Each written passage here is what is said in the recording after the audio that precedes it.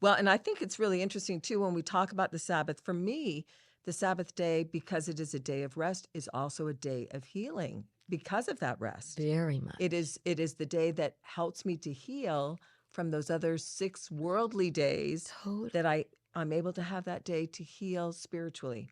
And so that's another reason why I think it's very interesting that after we have this problem, especially with John, John kind of brings up the paradox where he says he says, and therefore did the Jews persecute Jesus and sought to slay him because he had done these things on the Sabbath day. I mean, so it's not just, being upset. No. It's they want to kill him because of it.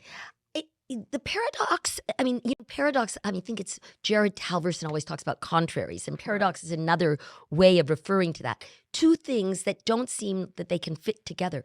They are so worried about the Savior doing things on the Sabbath day that are not lawful according to the interpretation of how Exactly. you honor the Sabbath and keep it holy. At the same time, they want to kill him because that is repeatedly mentioned Right.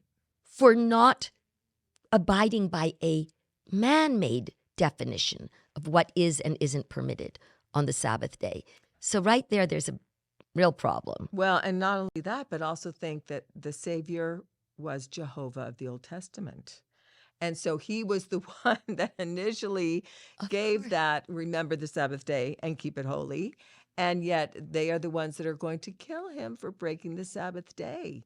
And so we have this interesting part that happens after this, Pool of Bethesda issue that happens, where Jesus tries to teach the people who he really is and his relationship with his Father. And so